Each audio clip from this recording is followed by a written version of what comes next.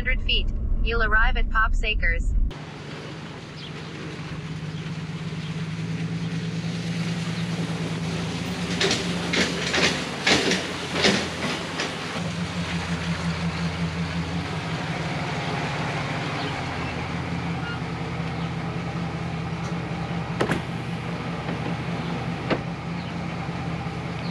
What's up, everyone? Well, I finally made it back up here to Pops Acres. Good gosh, it's been raining like for 2 weeks. It's ridiculous.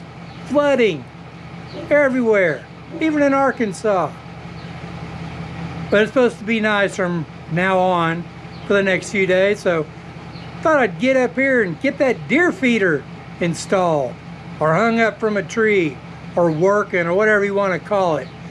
So let me get this mule and everything unloaded and we'll get down there and find a place to hang that deer feeder.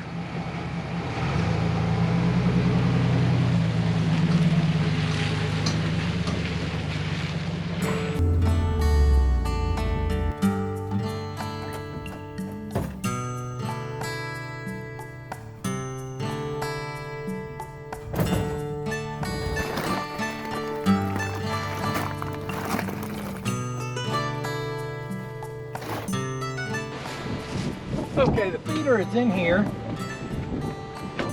Get this block off here.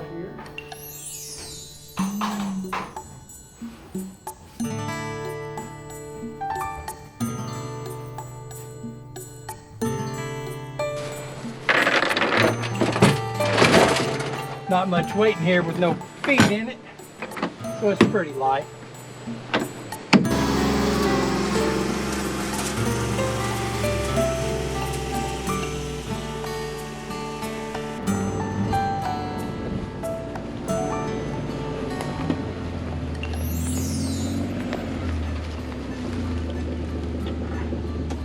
Okay, I don't know if you can see it, the sun is in my eyes, but that limb right there with the kind of the Y coming out, I'm going to try to get the rope to go over that. This is my plan. Tie the rope over a piece of rebar, and I'm going to try to throw it up over that fork in that tree. I wonder how many tries it's going to take. Oh, here goes one. Oh, that hurts to throw. Well, I kind of got it over one, but the wrong one.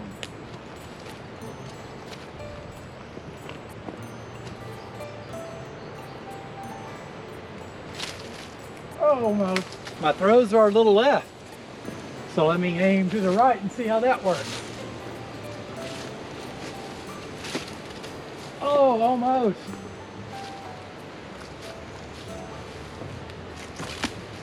Almost had it, just didn't have enough height.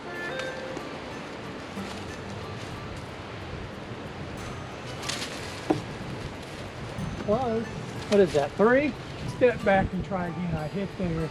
I'm going to aim for up there.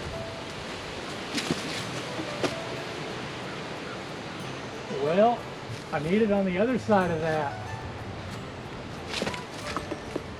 Golly. Right branch, wrong location. What's that, about 7? I don't know, I've lost count now. I'm just so close.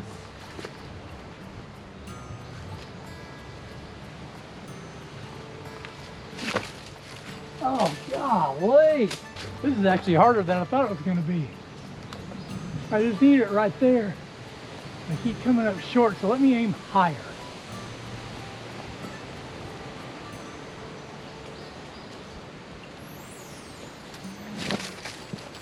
Got it. That's where I need it to be. Now just to try to give it enough slack to come down. Now it's just going to hold. Oh yeah, that'll hold 50 pounds.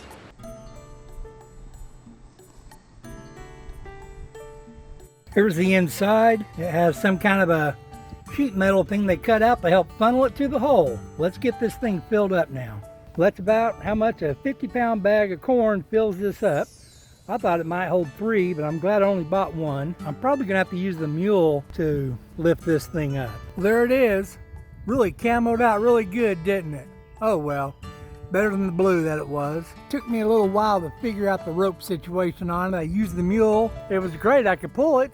and get it up there, but then what do I do with it then? Hard to explain, but I have this system right here. I think it'll work for whenever I need to put feed in it. I'll be able to let that down and pick it back up.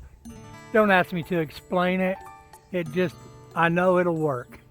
That's how I do things, guys. Well, let's get back up to the house. Need to refill my adult beverage, and coffee isn't for children. See you in a little bit. Well, hey everybody, today's a new day. So, good morning. Yesterday when I got everything unloaded, you know, all the stuff out of my truck, got the mule unloaded off the trailer, I decided, hey, I'm gonna run down to where the camera is and, you know, look for a tree down there, a branch or something to hang that feeder from. And I thought, hey, while I'm down there, I'm gonna go ahead and grab that card out of the game camera and bring it back up here and see what's on there. It's probably been almost a month since I've checked anything on it. So I brought the card back up here to the house, went inside, stuck it in the computer, looked at all the pictures. Yeah, there were a couple deer on there, maybe more than the last time. There was a blurry fox in there. At least it looked like a fox. But there was also a very disturbing picture. But I'll talk more about that later. As you can see, my words are not in sync with my mouth. That is because the audio didn't record for these next few clips. I have no idea why though. I filmed this after getting the deer feeder hung up. I was mentioning how wet it was and how the mule's tires were leaving tracks in the ground. Pretty much if you stomped your foot on the ground, it would make a small splash. My shoes were soaked. Where I put the deer feeder up, the ground wasn't all that bad. I was then talking about how last year the county road south of me flooded really bad. I was going to drive the mule down there and film it.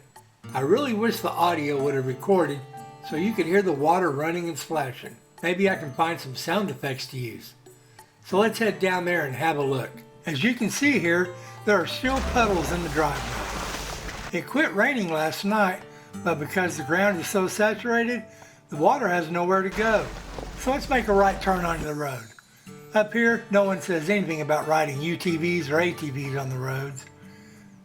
Most people even wave at you. I do have an orange triangle on the back of the mule, so people behind me will take caution. This road does have a downgrade to it. I can get up to 45 miles an hour going down this road. If you look closely to the left, you'll see the water running in the ditch beside the road. Now we come to a fork in the road. Decisions. Let's go left. Right now I'm parked on a bridge that goes over this creek. This creek is really flooded right now, but normally it's just a trickle. A little later on up this road, we'll be driving in this creek. So let's get going. As you see here, this is just your normal old gravel back road. You know, the kind you drive on when you're drinking that cold beer and don't want to get caught. There is just the occasional old farmhouse on the side of the road. Up here on the left is just normal life up here. People standing around outside and drinking beer in the evening. They waved at me, so of course I waved back. A little further down the road, we get to our destination. Let's have a look here at all this water coming down the road and going off to the left. That is a lot of water. Well, I put the mule in four-wheel drive and headed down the road. This water is probably about a foot deep. Less in some areas and more in others. I'm not going very fast, maybe 3 to 5 miles per hour. It is a bumpy ride. Normally this road is as smooth as the dirt road we drove on to get here. There are no driveways during this stretch of flooded road. I don't know if that is by design or luck of the draw. I'm constantly watching for any washouts so I don't get the mule stuck and end up getting it flooded. There is no cell service on this stretch of road, so it would be a long walk for me to get help. Well, I'm coming up to the end of this stretch of road, but wait, there's more. Once I get around the curve up here, I get to the really washed out road. As you can see, we're coming back to more flooded road. I have no idea what this big metal thing is on the left, but it is there year round. As you can see, the water doesn't cover the whole road here. The water just kind of picks and chooses its path, washing out just parts of the road. I have to be careful here. I need to make sure that what I'm driving on is solid. I'm trying to stay in the middle because at any moment the rock could give away.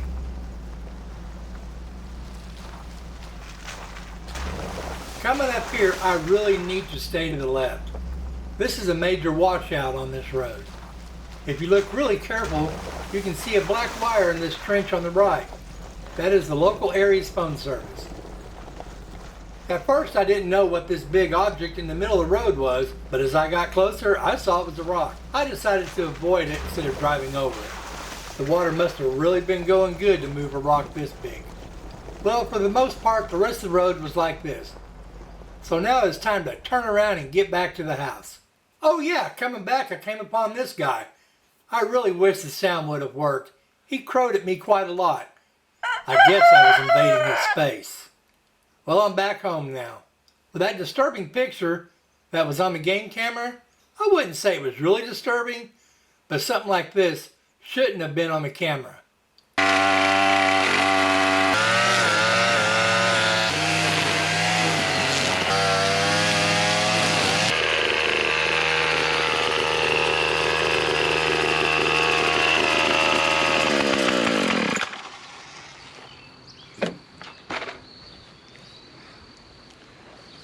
Well, hey there. If you see this photo right here, this is the picture that I thought was kind of disturbing.